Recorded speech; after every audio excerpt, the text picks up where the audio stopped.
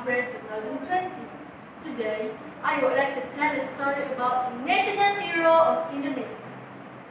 Ibu kita Kartini, putri sejati, putri Indonesia, harum namanya.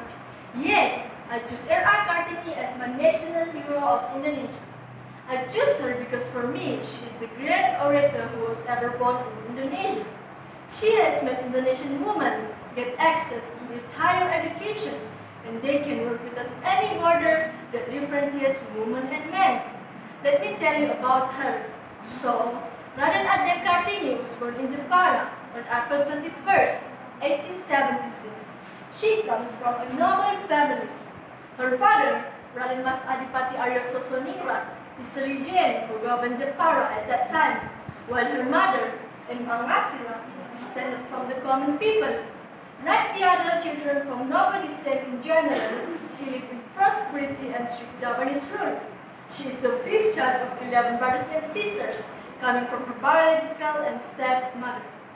Kartini has been rebellious since she was a child, when she was forbidden to sleep with her mother, who is a maid. "I want to sleep with my mother!" shouted Kartini.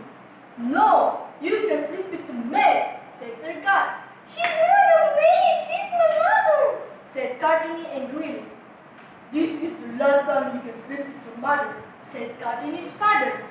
Embang Asira brings Kartini to her room and tried to talk to her. "I want to sleep with you, mother," said Kartini said. "Yes, my lady," said her mother. "Mother, please don't call me lady," said Kartini. "Listen to me, girl. You have to call me maid, and I have to call you my lady. This is the only way I know, so you and your siblings will have a respectable life," said her mother. "I don't want to be a lady," said Kartini sadly. "You have to be a lady, so you can get a proper education," said her mother. "I just want to learn from you," said Kartini sadly. "I can write in Dutch language. Please listen to me. Starting tomorrow, no more lullaby. You have to be a strong lady," persuaded her mother.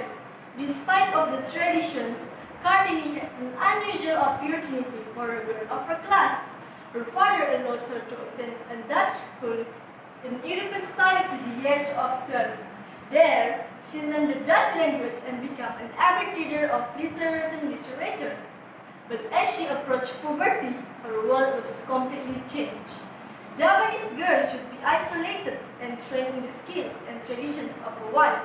From age 12 to 16, Kartini lived entirely within the family's large wall compound, learning the skills which would be required of her as a wife, household duties, preparation for festivals and ceremonies, and the Indonesian art of baking or painting, and dyeing wax cloth. Among her siblings, Kartini remained envious of her younger sisters, who were still allowed to go to school, and felt at odds with those siblings who found her notions strange. She was supplied books by her brother Kartono, and formed a close-knit circle with her sisters, Romani and Cardina, who joined her in seclusion and helped her to define her struggles against the larger culture. "Just call me Kartini, not Raden Ajeng." That was she always told her sisters.